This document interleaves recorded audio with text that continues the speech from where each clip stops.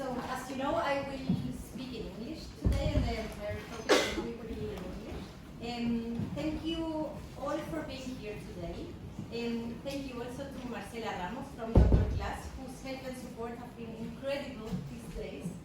And I also would like to thank Mr. Eduardo Bresciani, our director, for his constant commitment in the landscape-related topic. It is with great honor that I want to present to you our three guests today, Thaïsa Way, María Bellalta, and Romy Hecht.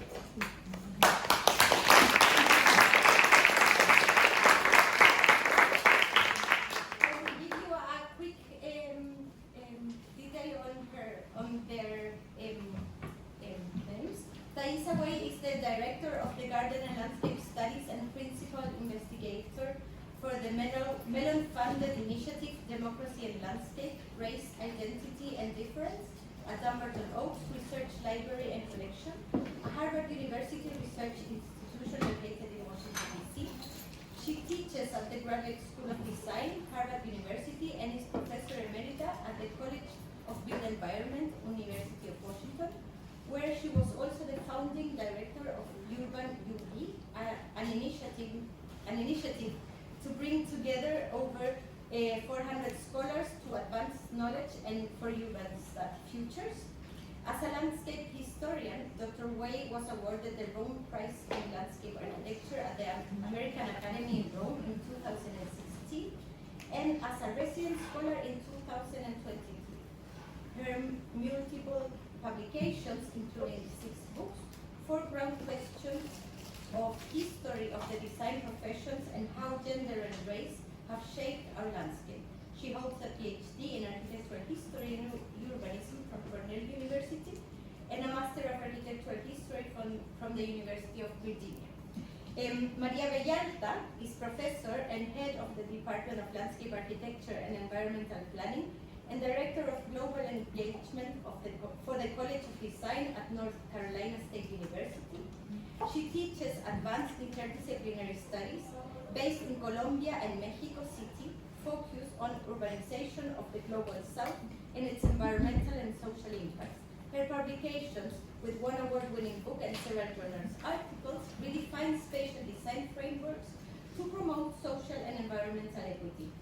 Professor Bellalta is incoming Director of Education and Academic Affairs for the International Federation of Landscape Architects, America's Region DRCLAS, and a partner of Red Americana de Educación de la Arquitectura y Paisaje, forging a network of academic resources for expanding landscape architecture, education, and practice in Latin America and the Caribbean. She holds a Master of Landscape Architecture degree from Harvard University, Graduate School of Design, and a Bachelor of Arts in Environmental Psychology from the University of Notre Dame. Bellalta is originally from Chile and has lived in the United States since 1966.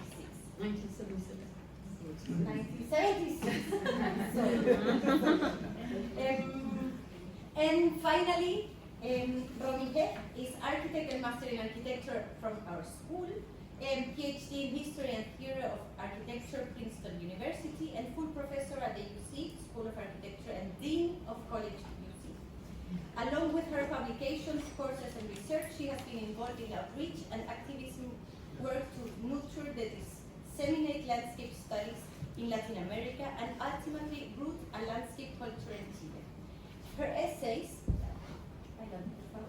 have been published in the books Torno al Paisaje, Arquitectura en Chile del siglo XX, edición ARQ, Ecological Urbanism in Latin America, Paisaje no es naturaleza, de roca a parque, Paisaje como patrimonio, 30 Trees and Why Architects Love Them, Historia de la Ciencia y Tecnología en Chile, and in the magazines Harvard Design Magazine, New Architecture, Studies in the History of Gardens and Design Landscape, and ARQ, Revista CA, Revista 180, and Trace.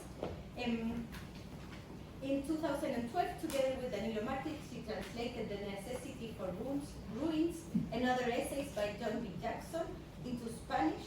And in 2022, she compiled and edited the first translation into Spanish from essays by Federico Once, Landscapes for People. And recently, she has been researching and writing about the soul of the greenery of Santiago, a book that for the first time investigates the nature of the landscape of the capital of Chile, examining its origins and identifying the actors in charge of its development. So, I think after that's this enough. long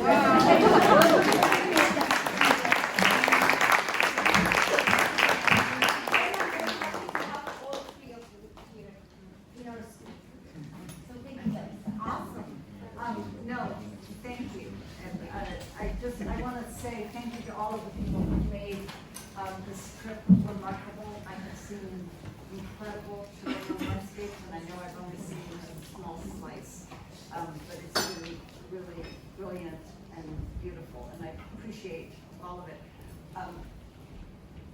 And would just say that I hope this is the first of many things. I also want to really thank, as a historian, my work depends on archives. It depends on essentially us keeping our work. And I say this to students as much as to practitioners, that the only way we can look back at your work and fully understand it is if you help us with the archives. So before you throw things away, we'll think about the archives, because I can do my work. So what I want to do today is share the stories of women, a number of women who have shaped the profession of landscape architecture as we know it today. It's not a mere adding of more ingredients to the stew and then stirring, but rather differencing history as a complex, layered, and really fascinating legacy of practice, the practice of making place in the land. Something, if you think about it, is probably one of the most deepest acts that we do as humans, which is to make a place for ourselves. It's part of a longer history of women and land, and what I would suggest is a culture of care, of people in the natural world, or what many of us today would call the more inhuman. The differencing I describe is premised on the idea of a collective legacy as an approach to narrative grounded in the idea of constellations. So looking at women not as essentialized, but as sharing the experience of being women, the experience of making place through landscape architecture, but also as individuals who have each of their own backgrounds, their own stories, their own perspectives. And this allows us to create what I would call a cumulative history. So it's not a history of X person changed the world, but together we do this work. So I'm going to talk about a lot of different women as a way of talking about even greater communities. And it's important to start with the idea that women have been interested in land forever, as have men. Women in particular, though if you look at many cultures, have always been engaged in the cultivation of land in some way, shape, or form. In ways that we recognize are often through the sciences, and I would look at the 17th century, and Maria Sibylla Merian, who was a German-born naturalist, entomologist, botanical illustrator, went to Dutch Suriname on her own with her daughters to study the insects and the plants. In fact, how many of you have watched a caterpillar turn into a butterfly? She's the first person to describe that process and to draw it and to make the argument that there's a narrative there. Women have been engaged in teaching and sharing the knowledge about the world, bringing together knowledge of plants and place and the arts through painting, through writing, through collecting, through sharing, through teaching.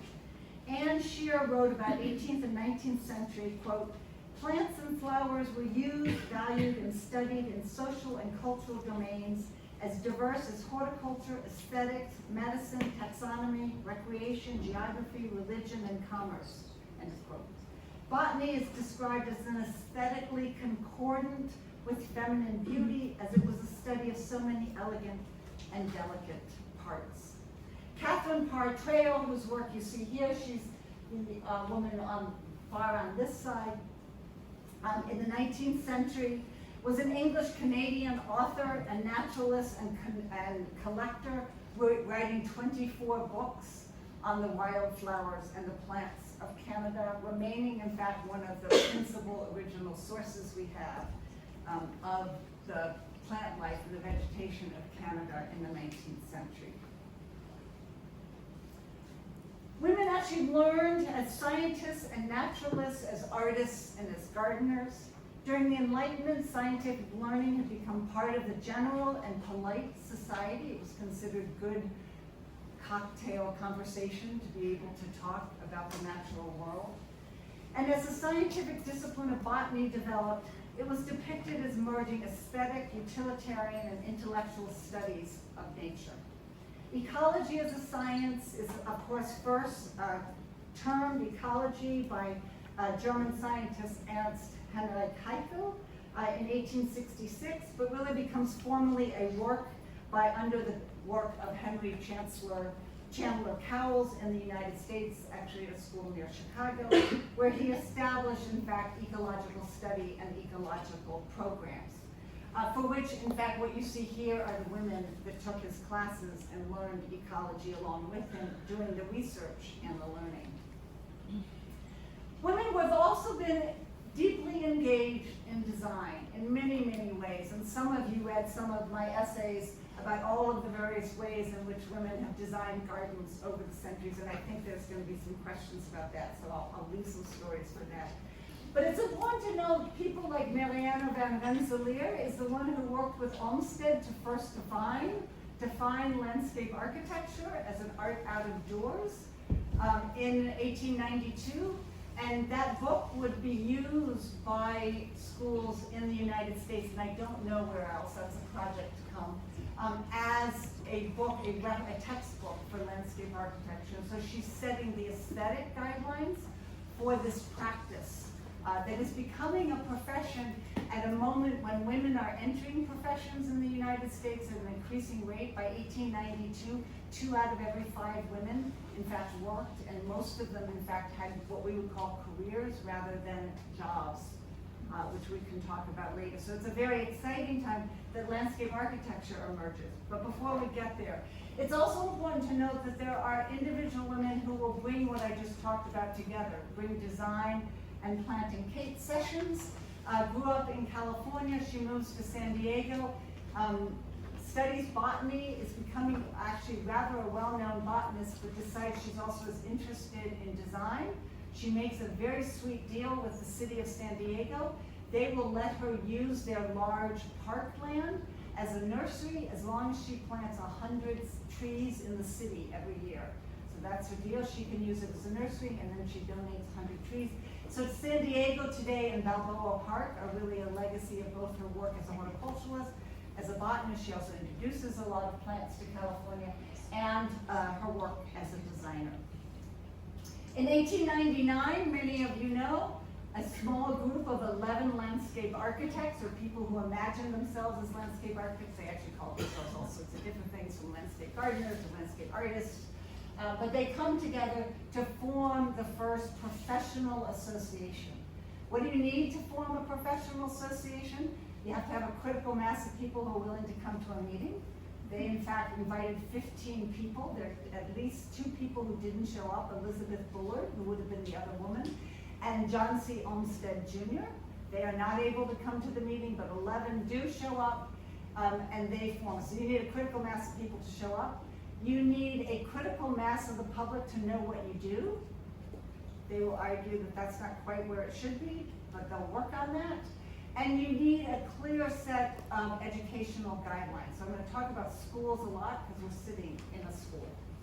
So they come together. It's important. Beatrix Jones, who later will become Beatrix Farron, is at that meeting. So she's always considered one of the founding members, but it's always important to me. Elizabeth Bullard, had she not been busy working in Bridgeport, Connecticut on a city plan, she too would have been at that meeting. And that's important because it means that landscape architecture is formed in the United States not like architecture in the 1850s when women were not in the professions, but in the 1890s when women in fact were entering the professions. The progressive era started, social work, teaching, nursing are increasingly open, and importantly, the universities are open to women by this point. So you see landscape architecture looking very different than architecture or engineering. This is image from the 1938 New York Times, and you can see at the bottom, women take lead in landscape art. Field is dominated by a group of brilliant designers of horticultural vistas.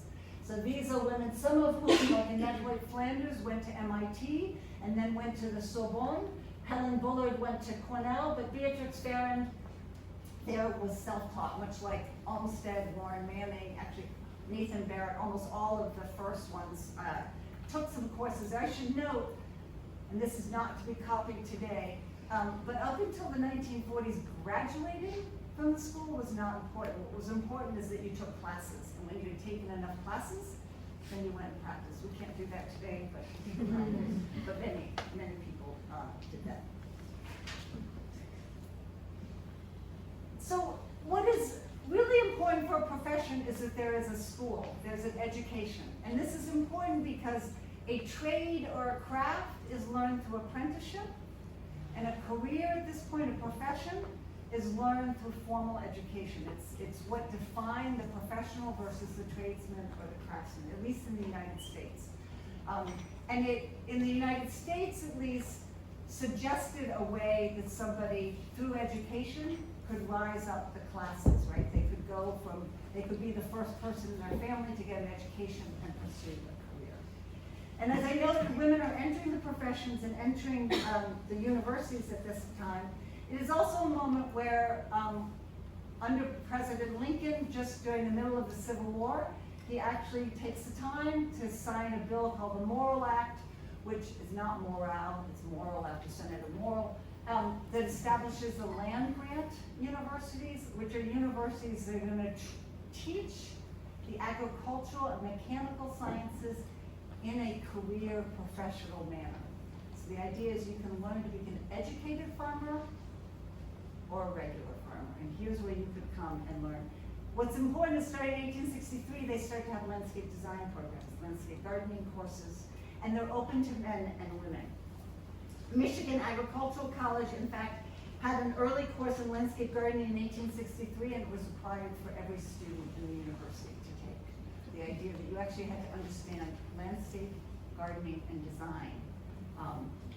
What is also important for our purposes is by the 1900, by the time the ASLA, the American Society of Landscape Architects, is formed, we are starting to see schools for women in architecture and landscape architecture. So you see the Lothrop School and you see the Pennsylvania School of Horticulture and Landscape Design. Both started between 1900 and 1917. And you can see your daughter's career, why not landscape architecture? Here's a 33-year-old school for boarding or day school, promoting this idea that women, in fact, could be learning this new career.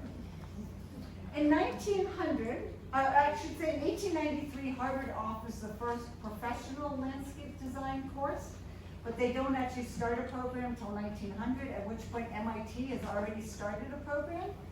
It is a co-ed program, so you see about a dozen women graduating from MIT before 1909 when MIT closes down because they don't want to compete with Harvard. Harvard at that point has started their program. Those are the first two graduate programs. I should note that those schools for women, these were undergraduate programs. The Cambridge School is started after MIT closes down, and this is for graduate students, so students, women who already have an undergraduate degree, and they attend the Cambridge School outside of Cambridge, Mass. What's fascinating about this school, it's half taught by Harvard faculty and half taught by women who are practicing. What is also fascinating about this school is that they are teaching modernism in a way that Harvard is not yet. They are actually the first one to invite Ilse Gropius, as well as Frank Lloyd Wright, to come and lecture and do an exhibit with the Museum of Modern Art, and then Harvard joins in. They are actually at the cutting edge of modernism in really interesting ways. And one of the interesting ways is in merging architecture and landscape architecture. The students took all the same courses for the first 18 months, and only in the last year and a half then specialized in their area, and many of them chose to specialize in both and graduated with degrees in both. However, by the 1930s, and certainly by 1940 with the war, It is getting really competitive. Schools are really struggling for students as more men are going off to war, more women are involved in the war movement. There are financial struggles, and accreditation comes in. This is a much longer conversation, but accreditation essentially is an attempt by landscape architects and the American Society of Landscape Architects to limit who can call themselves a landscape architect. Now, on the good side, what they were trying to avoid is the florist in Florida saying, I'm a landscape architect because I arrange flowers, right? But that's not landscape architecture. Unfortunately, what they also do is they do not accredit any of the women's schools. They do not accredit any of the African American schools, what we call historically black colleges and universities. They do not accredit any of the tribal colleges that have landscape design programs. They primarily accredit either white male schools or the big public schools, the really large and powerful ones, which all of a sudden means that you can go to Cambridge, you can be taught by Harvard faculty, but you can't get a degree. So needless to say, this doesn't bode very well as accreditation becomes required. And so Cambridge School, Lothrop School, the Pennsylvania School are all shut down. Harvard then decides to take women, but we'll get to that in a minute. In the meantime, it's important to note that women are also writing a lot of the earliest ecological design books. We have Garden Making, Elsa Raymond, and she also writes with Edith Roberts, American Plants for American Gardens, which is actually the first book to suggest that we should be designing with habitats in mind. We should be designing ecologically with a whole habitats. You get Reading the Landscape by Mayfield Guy Waltz. You get The Country Painted Furs by Sarah Orne Jewett. These are important books that are teaching people how to read the landscape and how to understand ecology, but then to design with them. Trees and Shrubs for Landscape Effects. Marion Kruger Coffin, a very important landscape architect who will design estates such as Winterthur, as well as universities such as the University of Delaware. Ruth Dean, The Livable House in the Garden, who becomes an important advocate for native plants. And then, of course, Silent Spring, I have to put in that legacy, because what you realize is Rachel Carson is becoming interested in ecology, building on a whole generations of women who are interested in this. Now, it is really important, and I don't want to suggest that men were not interested in this. In fact, they are also doing some important work, and we see some important work with James Jensen in the United States, who's really promoting native plants. If you're interested, it's a much more complex story in terms of his own background and his use of native plants and his argument. Native plants in the United States are really heavily promoted during an anti-immigration period, and those two are not unrelated to each other. Nonetheless, he is designing in an ecological manner. Oh, we have C.T.H. Sorensen, Carl Theodor Sorensen, who's doing amazing things in Denmark in terms of thinking about land and water movement and the topography of land and common spaces in an ecologically healthy area. Or Roberta Burle Marx, obviously incredibly interested in plants and ecology and the media of landscape architecture. However, I would argue, for the purposes of this, that there is a level of care that is seen, not in all women's work by any means, but in a significant constellation of women's work. And Marjorie Sewell Cotley, to me, is an excellent example. Graduated from Cornell in 1917, and almost immediately devotes her work to what she calls the housing projects and the social housing projects. She's involved in Radburn, New Jersey. She's involved in Sunnyside, New Jersey, Hillside Homes in the Bronx.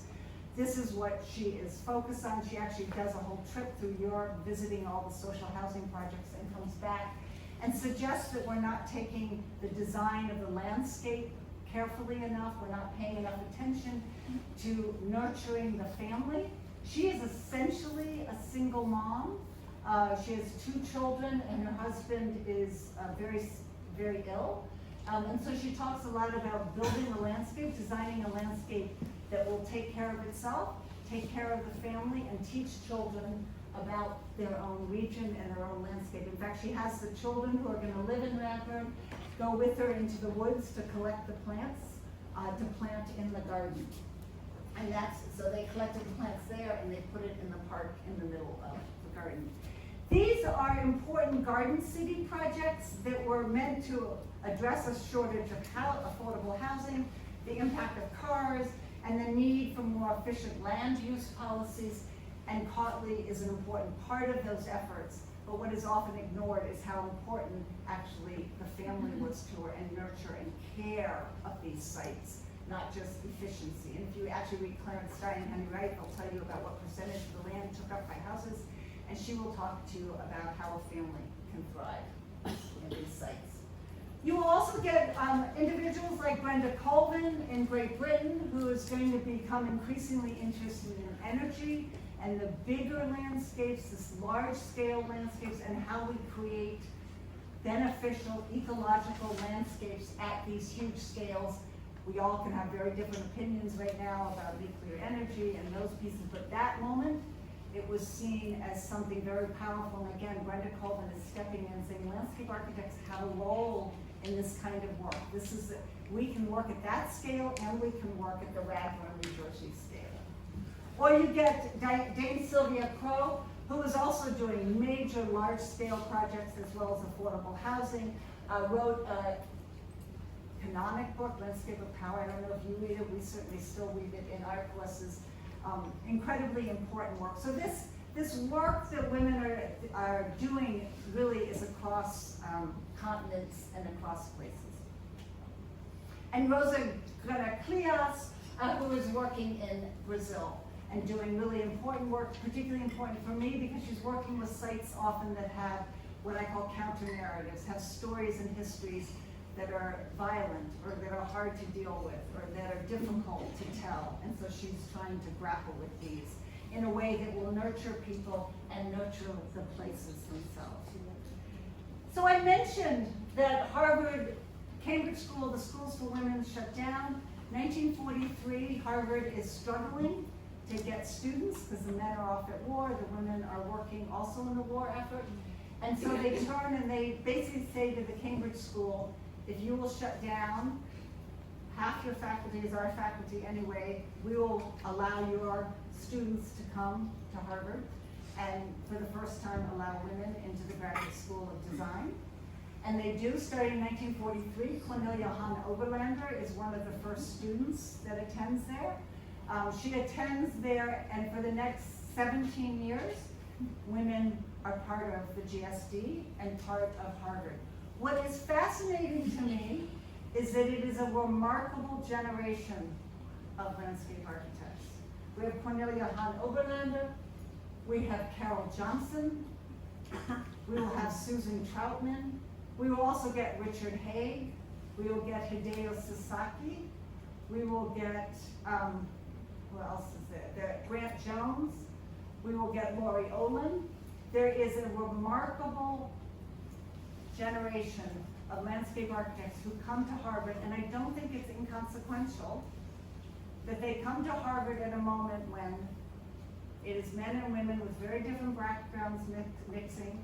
It is also faculty from Harvard who've been teaching at Cambridge in a very interdisciplinary way, and they're coming back into the Harvard fold and teaching in a different way. Modernism is coming and getting questioned. The environmental movement is beginning to come in. I think you get this really rich coming together, and you see, as I said, a remarkable generation of landscape architects coming out of this milieu. And again, I don't think it's inconsequential, all of the things that was happening. You will eventually get Ian McCard in the 1960s, of course, with Design with Nature. But I will argue that McCard didn't invent any of that. He drew from a century of practice. He drew from a century of landscape architects thinking and developing ideas and putting together. He was a remarkable spokesperson with his TV show and his book, but he was really building on a century of other people's work. And that, to me, is particularly important, and this generation is really important. So it's in this generation that ecological design takes on new practices and approaches. We see the publication of Silent Spring, Earth Day in 1972. It's at this time that the profession began to consider the important contributions of women yet again, as Anne Spurn will become the first woman chair at the University of Pennsylvania. And women take leadership in the American Society of Landscape Architecture, but again, that's a whole other story of the 1950s onward. I want to end with these images from a walk yesterday with Thaïsa Way, which I will never forget, who carries on, I think, in many ways, this tradition of designing with the land and the natural world, of gardening and of craft. It's a legacy that was shaped in significant ways by the generations of women before, and I would argue, as is your program here. And with that, I will end my part.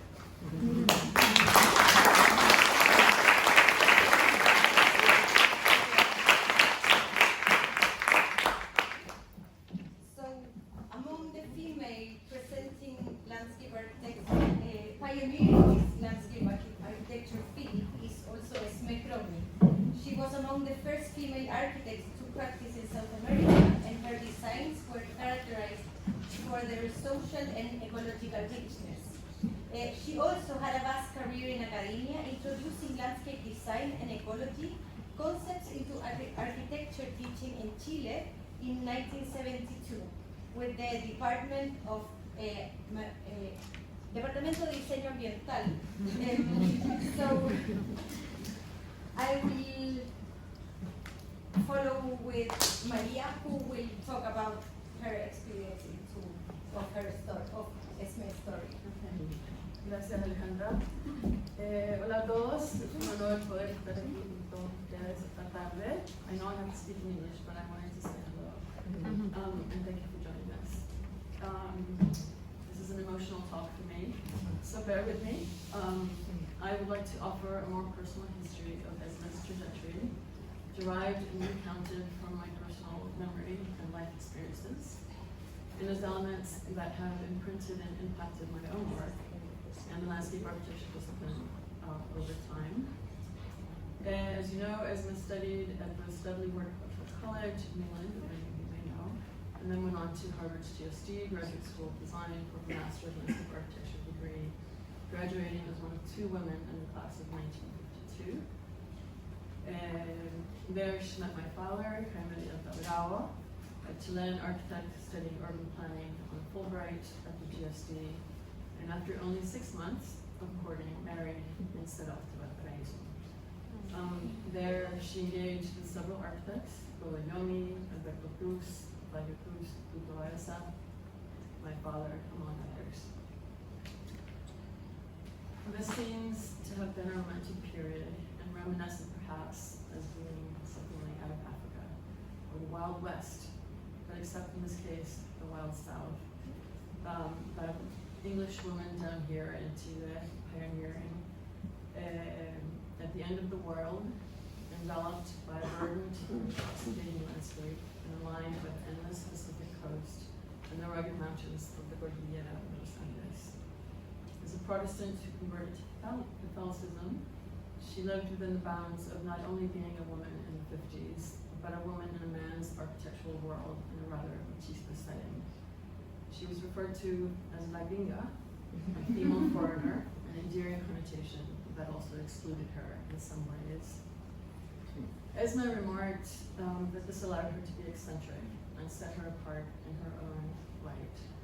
I recall, in fact, one of the many garden parties they had whence she was not permitted to wear a flowery dress because that would have been too Victorian a look over a modern and more structured appeal. Embodying the true gringa she was, avant-garde and a trailblazer, she instead adorned the neckline of a long, slender black dress with freshly picked amber rhododendrons, and was immediately at one with her garden at the Library Garden. In the early 70s in Santiago, as professor and director, Esme spearheaded the Departamento de Diseño Ambiental here at the Católica, along with María Bellalta and Claudia Ferrari, with the aim of enlarging the scope and scale of architecture studies by exploring ecological and territorial concerns of the curriculum.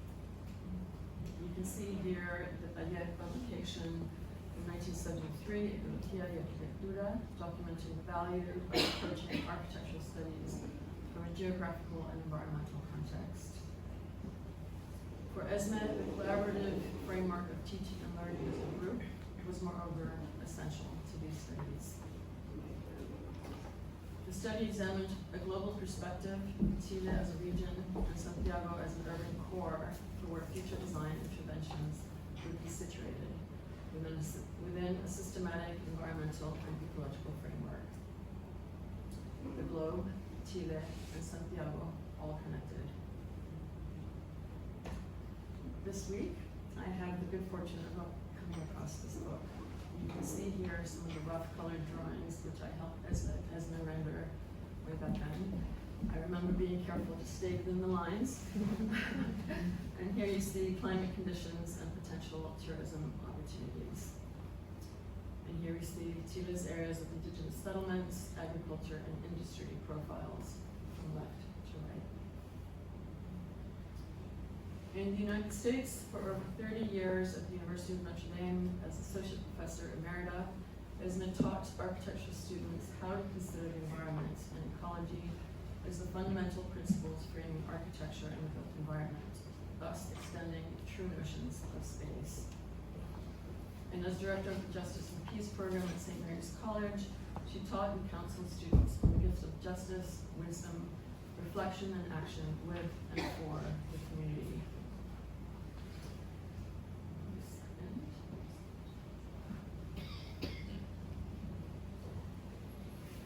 What I have shared illustrates Esme's social side and perhaps the driving forces behind her work. She was in tune with herself and she was thoughtful and defiant. She believed in the community, in the value of community, social and environmental awareness, and inclusivity in many dimensions. In her essay, Cyclical Mysteries, Hidden Orders and the Landscape, Esme states, and I quote, "One vision of the environment with its cyclical dynamic and the planes that are transformed within it can be symbolized by the circle.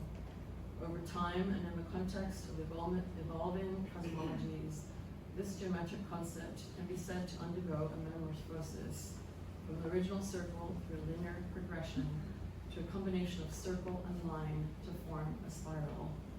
This symbol of the space age, which includes geometries of previous times, leads innate spaces to the immensity of outer space." End quote. In her built work, moreover, circular motifs are depicted in several of her projects. The model city in 1969, here in Chile, for instance, employed a circumference to unify the surrounding community with a public space and common center.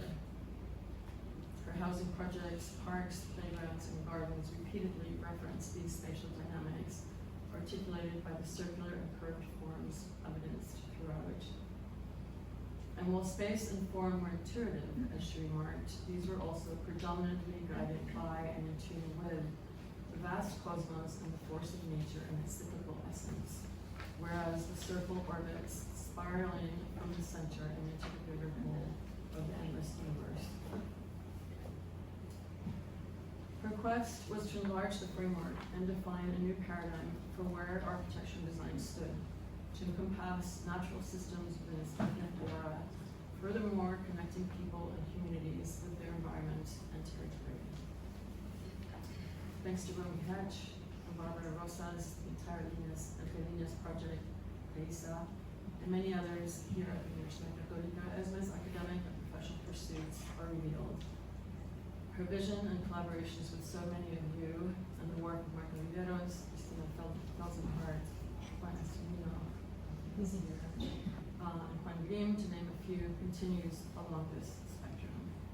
Today, the value of these endeavors are traced to support and augment the histories of our landscape architecture discipline and ongoing environmental movement. And I am fortunate to take part in this history as a woman influenced by the past and charging into the future. As professor and department head, as you heard, at Rockefeller in the state, I teach and learn, guided by these founding principles, and share these views with diverse students and communities.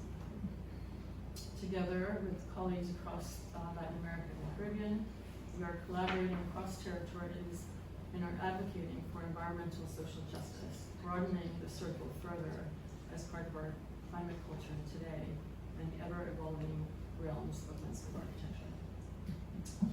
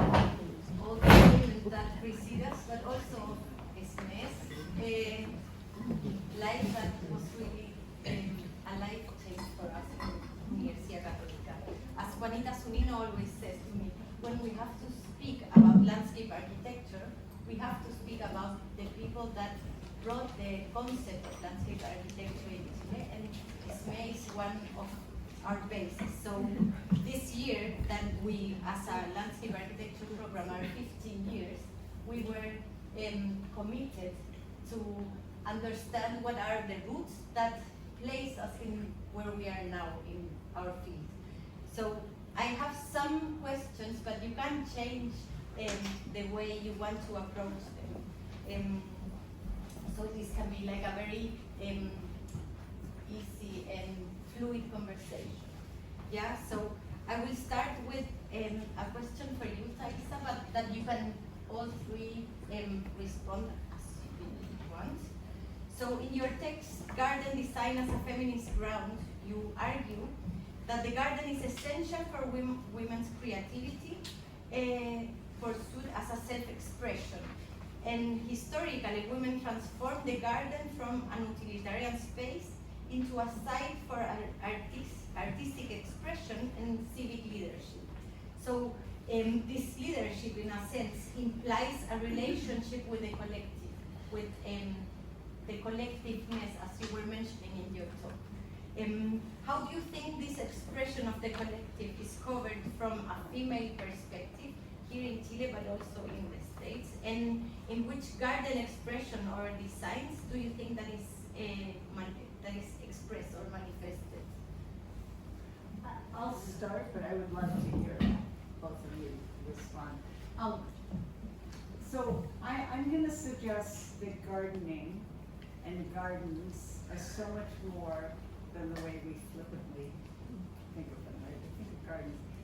I'm not going to ask you to raise your hands, but I suspect a lot of you studying landscape architecture, at some point you've told someone that, and they said, oh, but I have these petunias in my backyard. Right? Tell me how to grow better tomatoes. And you might know, right? Which is great. But gardening is actually a relationship with place. It's a relationship with the ground, with all of your senses. And I think that we don't always acknowledge. And I think we don't acknowledge it partly because we've said it in the feminine role. We've said it's about flowers and pretty, and those aren't important. And we've also separated craft, right? The craft. And that's why I was so struck yesterday when Teresa says, you know, the craft in her work is really remarkable. And so I think there's a piece. And I think all of that is, I think people do that, humans do that, but I think there's a way because of women's roles as caretakers, whether it's for children, they have taken that seriously. It's also been for many, and this is the turning it from a private space into a radical space, they've used it because they've been allowed to, and then they can use it to move out. So the simplest way I'll say this is that it was fine for a woman to garden in her front lawn, but suddenly when you're gardening in your front lawn, you're talking to somebody on the street, they're seeing your garden, there's a relationship, there's a community that's coming together, you're starting to cut cuttings from it, right? You start to create this entire community around it, and that's where the radical act comes, that we don't think of that, but that's what gardening leads to. And I think it's happened all over, whether it's in Toni Morrison's, Search of Her Mother's Garden, or it's all the garden clubs, all the ways that we encourage a relationship with the place. Does that?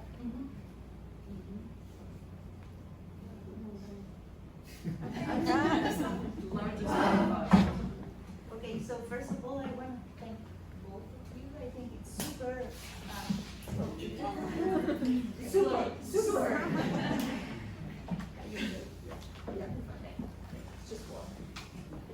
So I think it's super interesting for all of us here in the audience to hear about landscape once again, but I have to remind us that we are talking about landscape and landscape architecture in a school of architecture, which is of course, I don't know, a usual fact, but at the same time, it's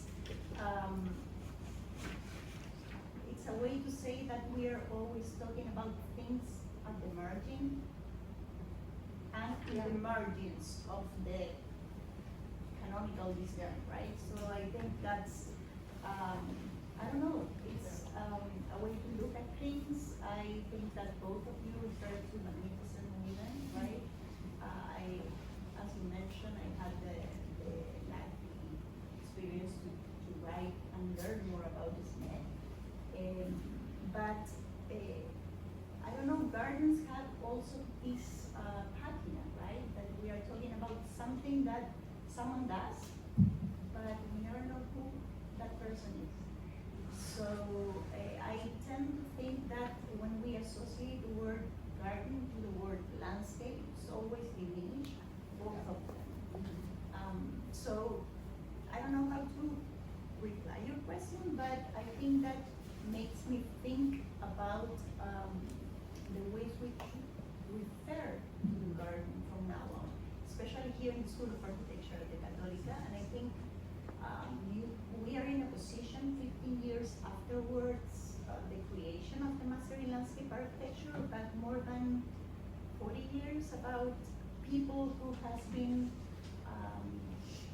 designing, thinking, writing, or just talking about that in these same walls, right? That we should look at this with some respect. And I really appreciate the fact that both of you are here to show us that we are not that crazy, and that this has happened before in other places, and yeah, that we should keep going on, right? So that doesn't relate with your question, but it made me, well, and maybe one more thing, that the word cultivation, which is, I think, super related with the idea of creating a garden, it's related with culture, right?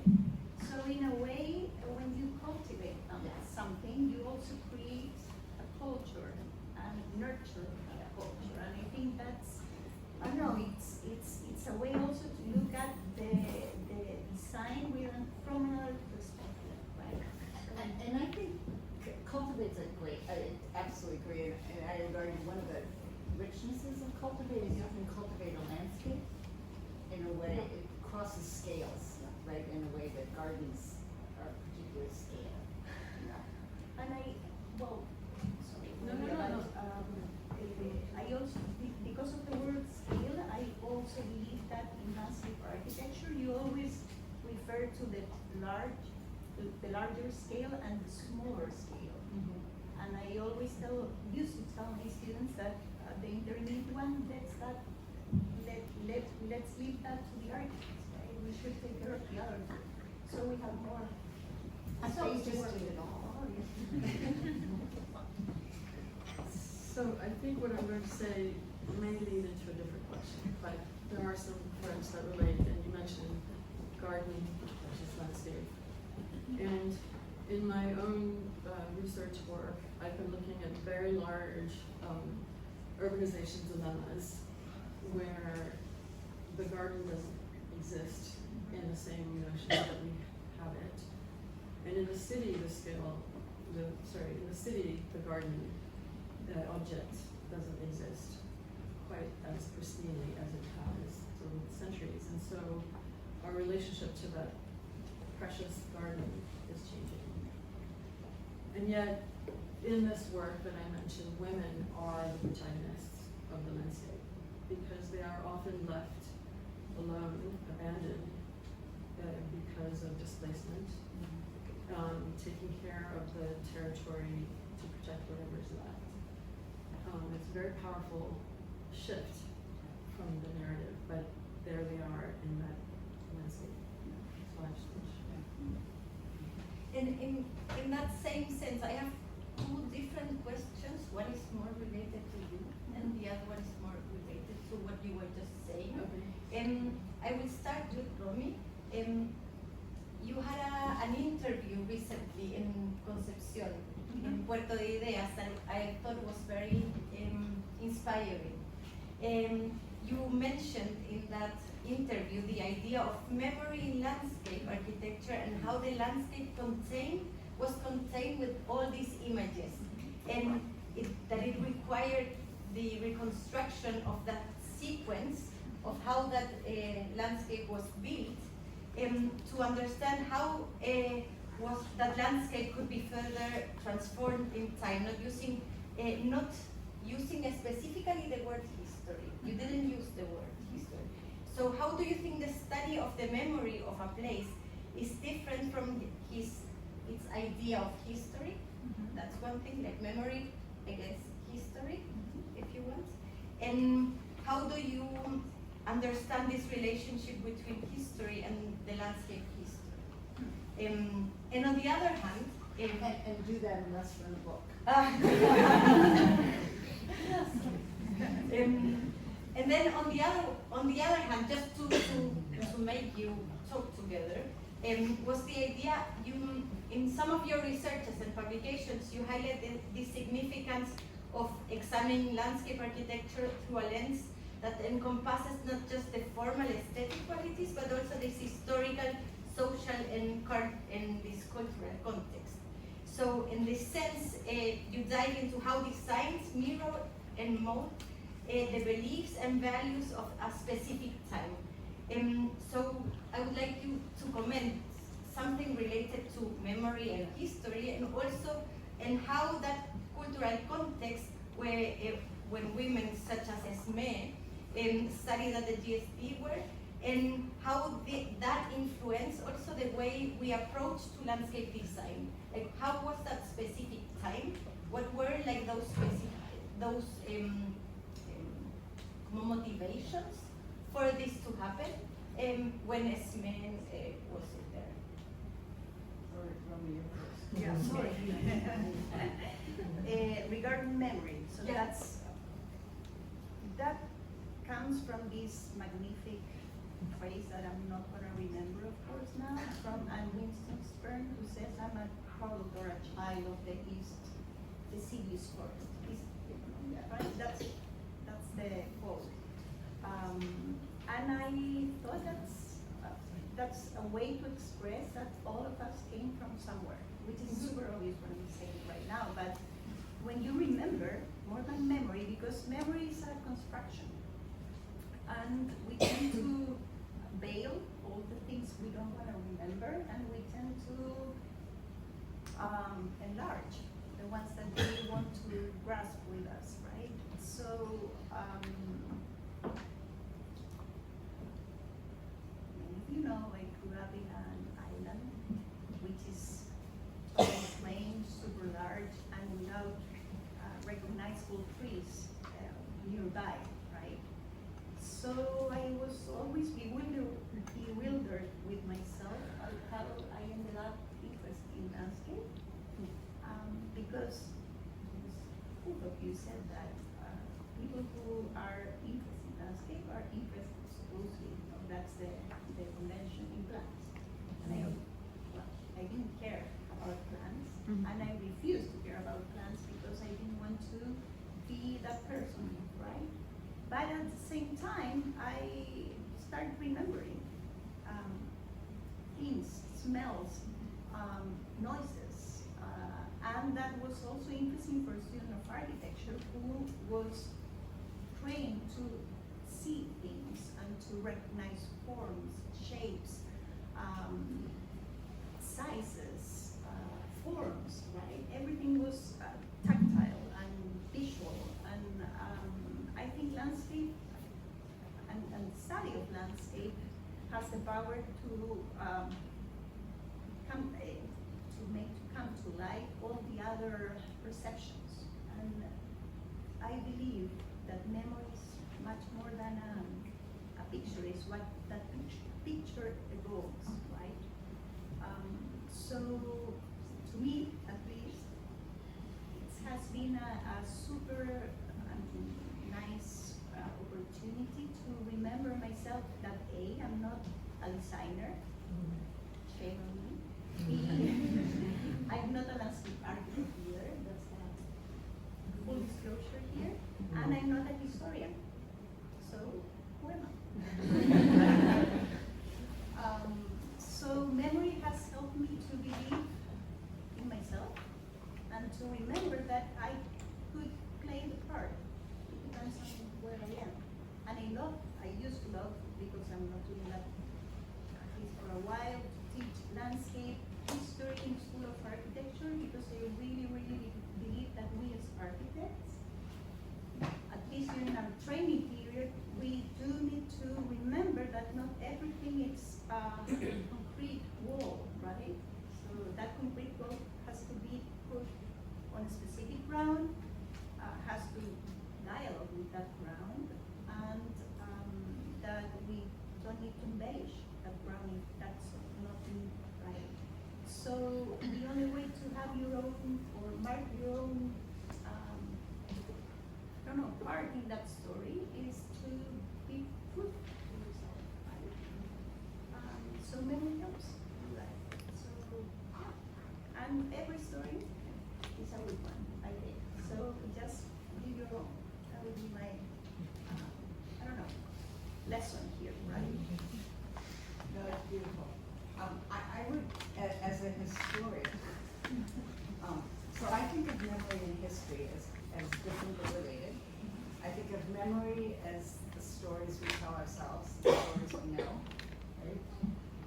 And the stories we're familiar with. And they're often very place-based, right? We've all had that experience of walking in somewhere and going, oh yeah, I remember when, right, in those memories.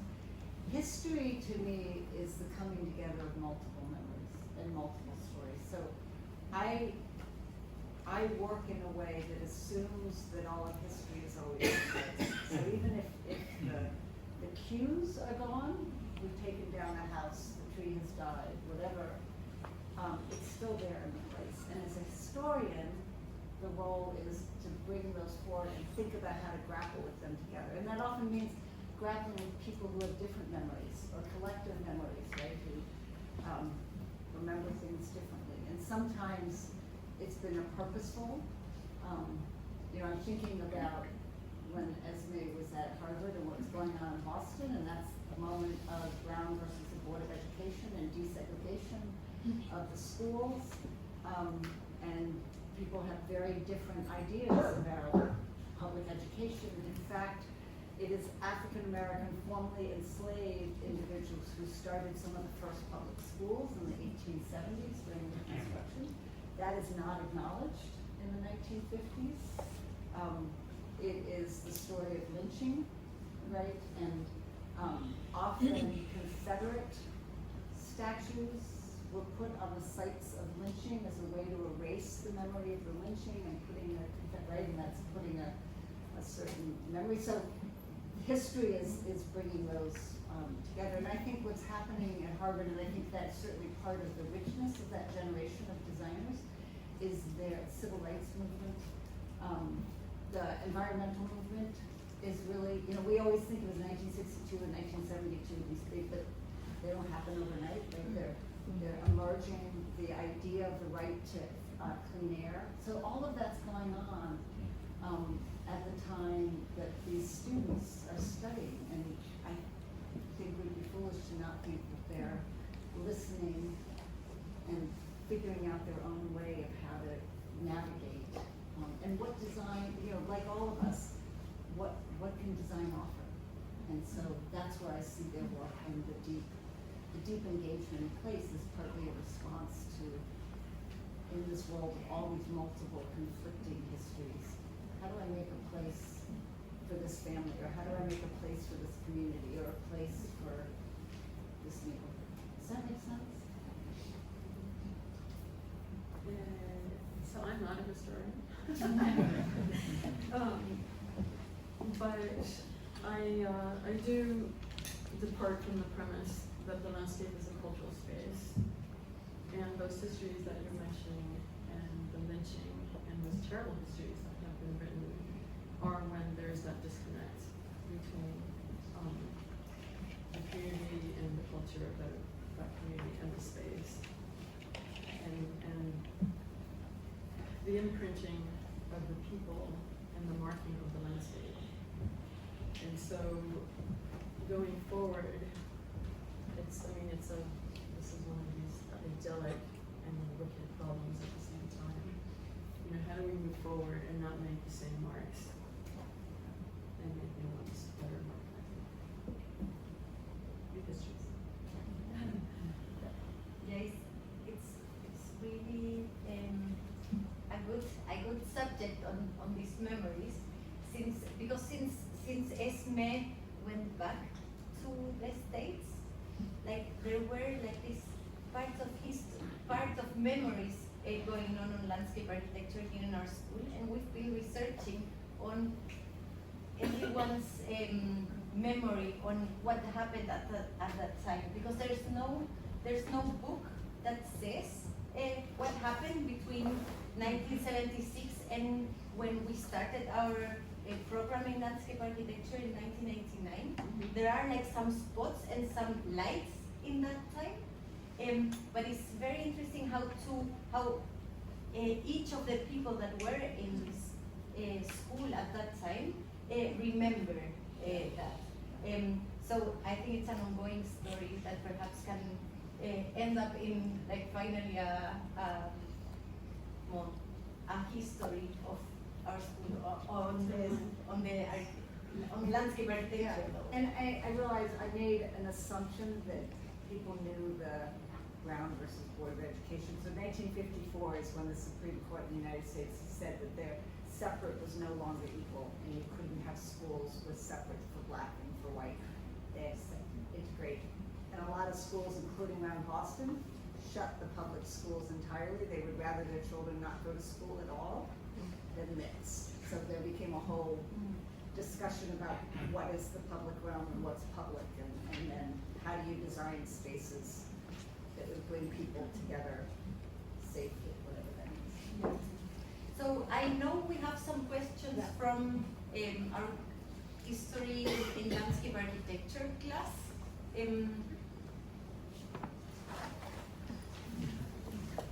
She knows who you are. Yeah, I'm going to read the question that we made with my group. In your studies on women in landscape architecture, what historical lesson do you consider most relevant to promote female leadership in the field today? And how can these stories inspire new generation of designers and leaders? So I will say right here, what is important for, and I think this is true for everybody, not just women, is to build on the legacy of what has been built before you. That too often we privilege the new, or this idea that we're going to come in with some brilliant piece all by ourselves. I remember knowing somebody, a colleague of mine in college, who refused to go to museums as an artist because he thought he might be influenced. Because we're influenced all the time.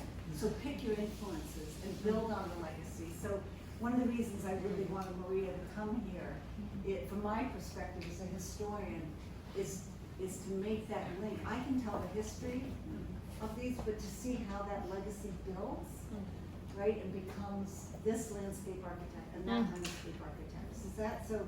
Building on legacies, and then I would also just say, and I think this is again true for everybody, right?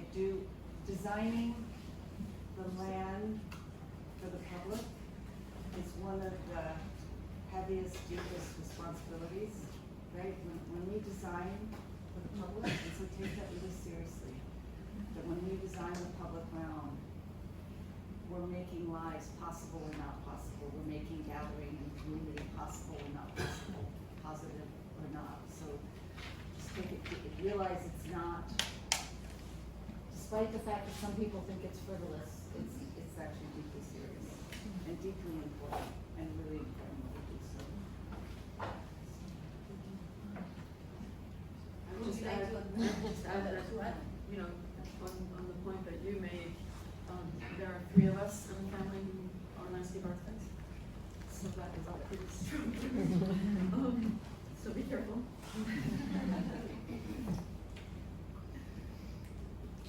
So there is another question.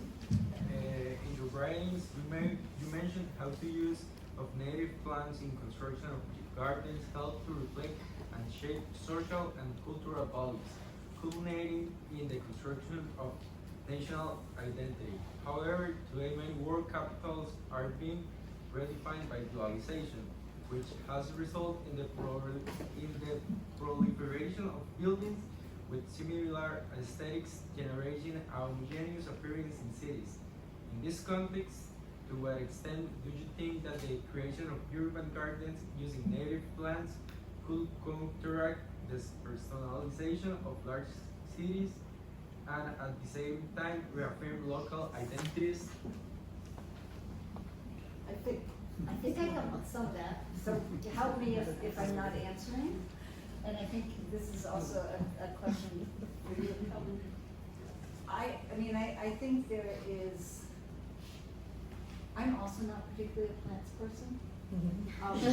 But what I am fascinated by is how plants connect you, whether it's through the fragrance or the touch or the texture, or what, to how they connect you, and how they help one to imagine belonging. So I think in that way, but I think there was a circle and. So, I need, can you help me with the question? It's about the, so if I'm right, just to help here, is that you're asking what's the power that the use of native plants would Right. have to counteract, right? Right. The creation of conventional urban spaces in a way. Like how they would help in the identifying with a specific place, with being in a urban, very homogeneous. I just thought really quickly to be really careful, because what is native?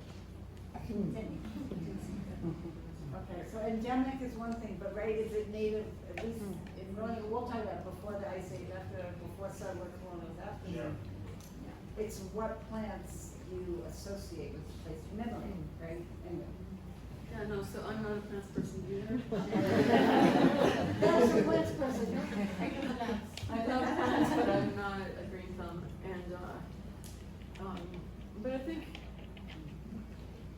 you know, going back to the idea of a cultural space and making sure that it is, the relationship to people is connected through the true nature of that space rather than one that has been supplanted.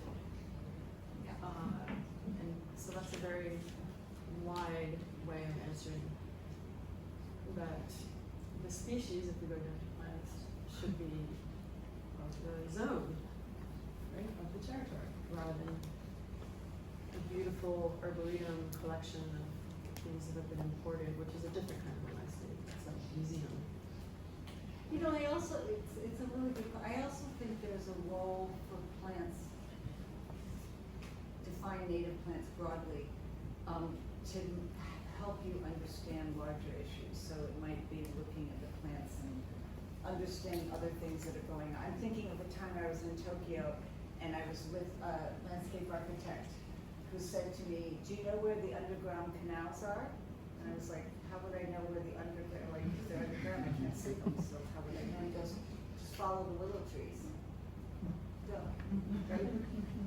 And they start to get you to see things that you might not otherwise see. It's not necessarily native, but certainly native plants will often respond very specifically. See, I would add, it depends. That's a good academic. No, it depends because here, yeah, I would say I wasn't a plant person, but I come to love them, you know, because you learn so much about our own history through them, and that's the power at the very end they have.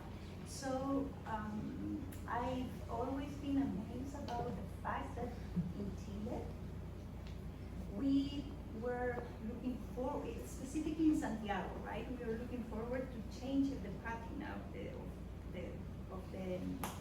the valley that is described as brownish, right, and yellow, but not green, right?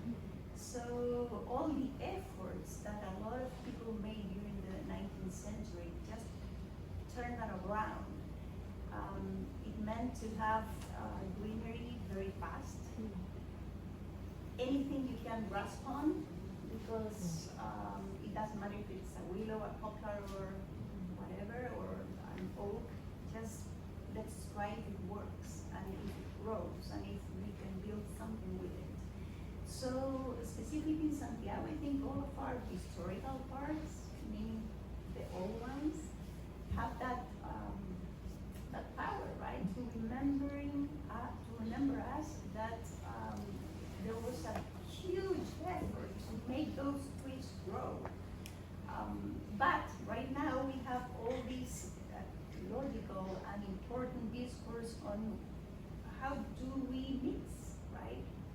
Just to use your term, with the endemic plants, which of course are slower, not necessarily that colorful maybe, but they grasp roots with much more stronger, right? Essentially. So it depends on the historical eye that you put on them.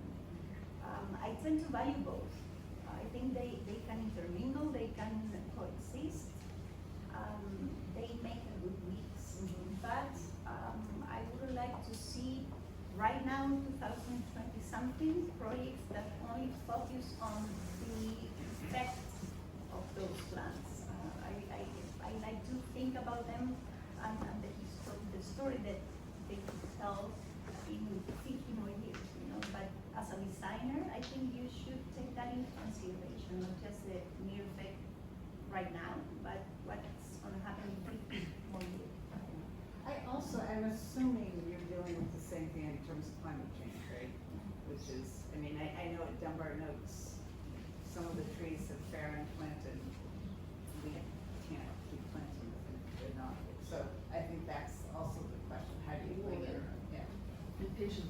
And it's also quite interesting how when you were to choose a tree in the book 30 Trees and Why Landscape Architects Love Them, you didn't choose a native tree, which would be like a very obvious choice, and you chose one that had a history within our culture and within like the construction of our identity as Chileans in a way, which I think is also quite powerful. We saw yesterday when we were coming back from Punta Pite, a field of California poppies that have nothing to do with our native plants, but are already in our memory from 100 years ago, or I don't know how long. So I'm not sure if there are some more questions from, yeah, there are.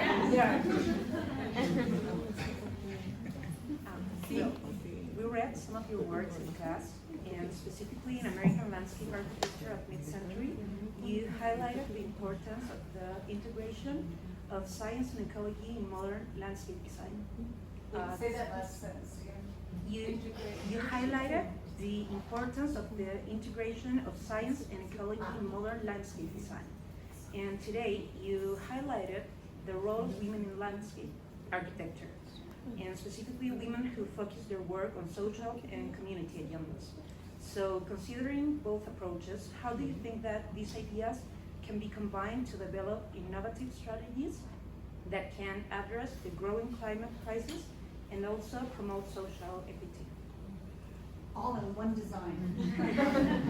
You know, to be honest, what I would argue today, and I'd love to hear from you guys, and actually from you as well, I actually think the only way we're going to really tackle climate change, given that we didn't do anything in 1984 when we said we had to do something, is to change the way we relate to the world and to our planet.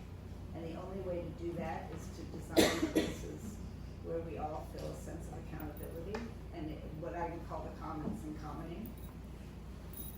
And it's not until we feel a sense of accountability for the places that we inhabit that we will take care of them in a way that needs to be taken care of.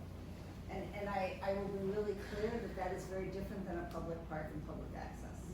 Because when public access, you can go in the park, you can treat it well or not, somebody else takes care of it, which is very different than, for example, if you go into a garden or a landscape where this is your resource, and you know, good fishing people, right, take care of the fish and make sure there's still fish for the next 7 generations.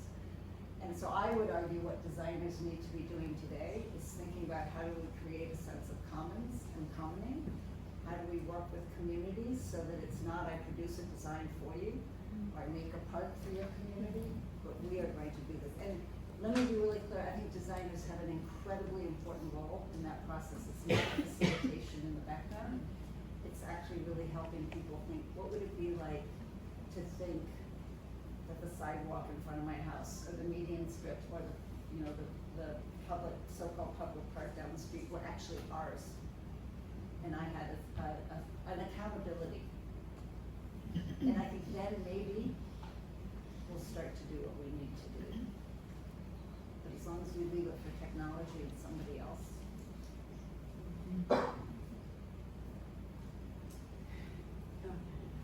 So, I would add, I mean, first of all, the scale at which we're working is just, it's huge. It's no longer at the scale of a garden or plaza, though there may be plazas within the scale.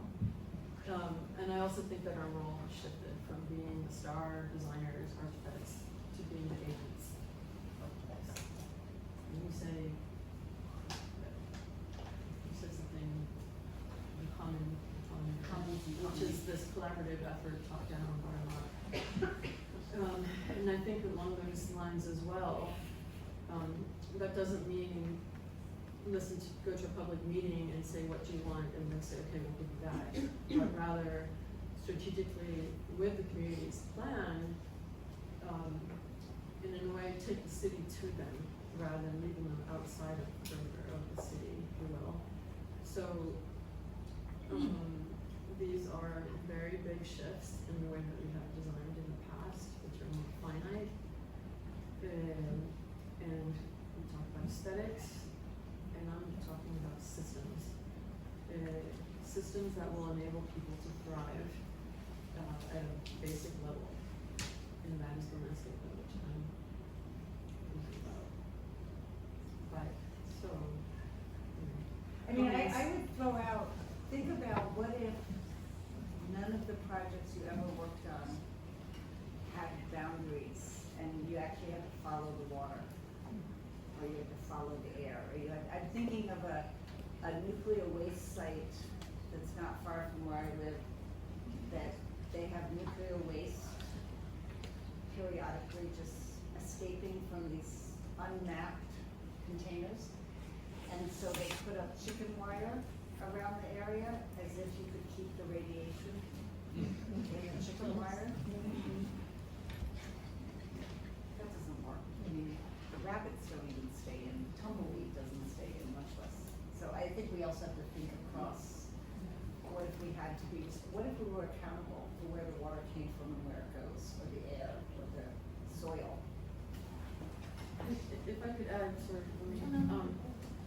so I recently came back from Mexico City for a study with my students who've never seen a megalopolis like Mexico City before, which has some dire climate issues of our time. it's sinking, it's flooding, urban heat island effect, 23 million people, not enough housing. What else can you put? Earthquakes. So, and students and I also get overwhelmed, and we have a couple of choices. One is, this is too much, let's go home and not do this, let's do something else. Or embrace it and do, all of us, a little bit. And I think that's where we are. They're not going to be all perfect solutions. The plans of the 70s, 80s, we're not talking about that anymore. So, let's do it. So we have just one more question from our students, Valentina, I think it is. Yes. Yeah, Valentina. And then we have some questions from the public, if you don't mind. Okay, well, I read two texts from Thaïsa that are feminist garden women and early social alliance of women in landscape architecture. So in this case, now we are feminist era. My question is, what strategies can be drawn from the configurated language of residential landscape design developed by women in the 20th century to advance and progress in response to a new wave of contemporary and future feminist women landscape architecture? Maybe not only strategies about design of architecture, maybe political strategies or another way from this concept? So I will go on again. So a home is a place where we dwell, right? And to dwell is to live in place. And I would suggest that if we think about the home and dwelling and in place, we could start to design places that expand that idea of dwelling from the domestic home where we kind of contained it. We say, okay, you live over there, but you work here and you play there. But really we dwell through there. So we need to think, to me it's crossing those scales and thinking about that dwelling. It to me is a domestic constrains it, dwelling. So I would argue it's about crossing those scales and thinking about how do we dwell together and across. And the social part is really, I can only dwell well if everybody else is also, right? Only when everybody has housing can we all come together and dwell appropriately and well. So that to me, it's thinking bigger, it's thinking across scales, and taking the respite from this idea of the house and the unimportant and the private and all the things we relegate, and remembering it's actually about how we live.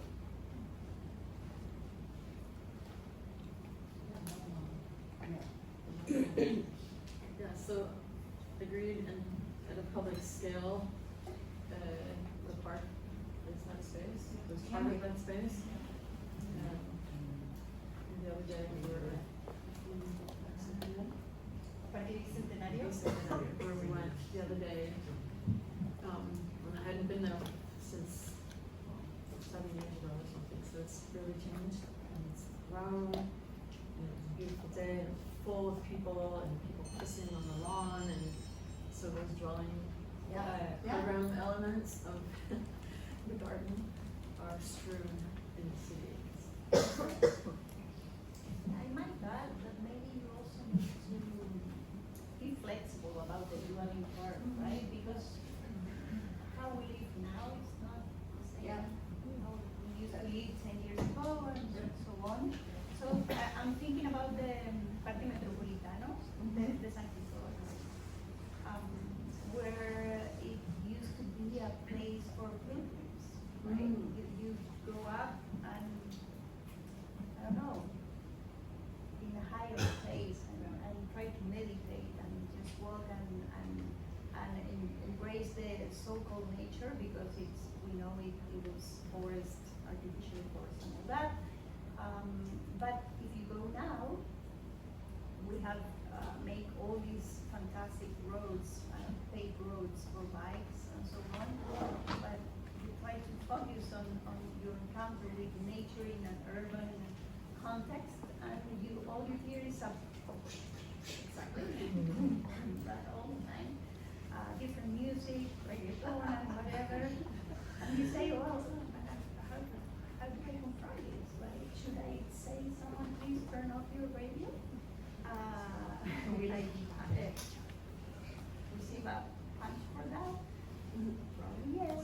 So you just shut up and do it. And that's unfair because we all live in the same space and I should respect the others. So I think we are in a difficult moment in terms of dwelling as a community. And I think we have to re-embrace that idea. I don't know how we do that. We also, maybe, with one of the questions regarding the surroundings, we hear this discourse and we pronounce this discourse about we need to save the planet, right? I think we need to save ourselves. And that's what, in the end, we are doing, right? So the other is a facade. So we need to change the discourse too, and just assume that we need to be back, and we need to learn how to live with the facts. So the community it's a nice idea, embrace that too, but I think we don't know how to live as a community in 2025 because it's not the same as 10 years ago or 2 years ago before COVID, right? So that's a challenge. It's a big challenge. I'd say we need every landscape architect we can get right now. So carry on. So it's been super inspiring. I leave two questions for the public, just the open public, if you don't mind.